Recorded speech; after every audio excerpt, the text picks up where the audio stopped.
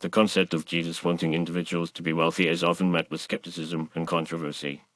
Many people believe that Christianity emphasizes humility, modesty, and detachment from material possessions, which seems to contradict the idea of pursuing wealth. However, a closer examination of biblical teachings reveals that Jesus' message is not about condemning wealth, but rather about using it as a tool to fulfill one's purpose and contribute to the greater good. In the Bible, Jesus teaches that wealth and material possessions are not the ultimate goals, but rather a means to an end.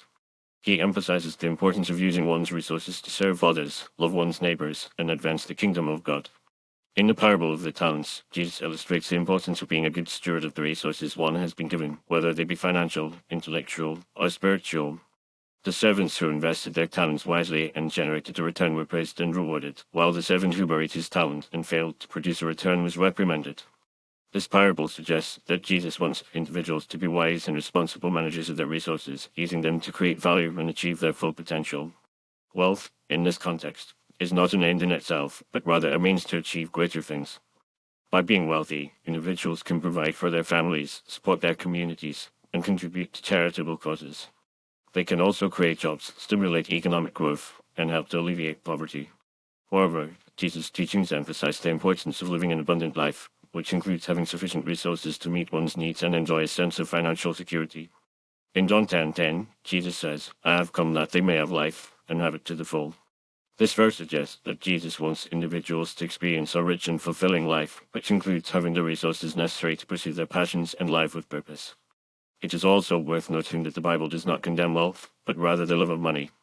In 1 Timothy 6:10, the Apostle Paul writes, "For the love of money is a root of all kinds of evil."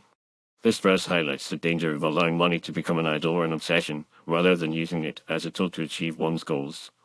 Jesus teaches that individuals should not serve two masters, namely God and money, but rather should use their wealth to serve God and further his kingdom.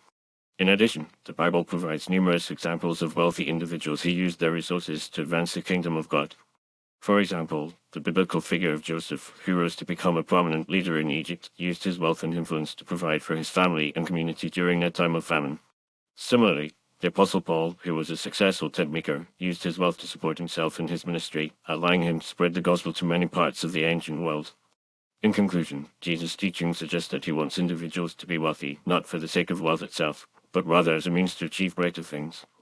By being wise and responsible managers of their resources, individuals can create value, provide for their families, and contribute to the greater good.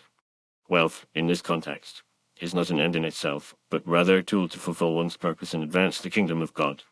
As individuals strive to achieve financial freedom and live an abundant life, they should remember to use their resources wisely to serve others and to further the kingdom of God. By doing so, they will be living in accordance with Jesus' teachings and fulfilling their full potential as children of God.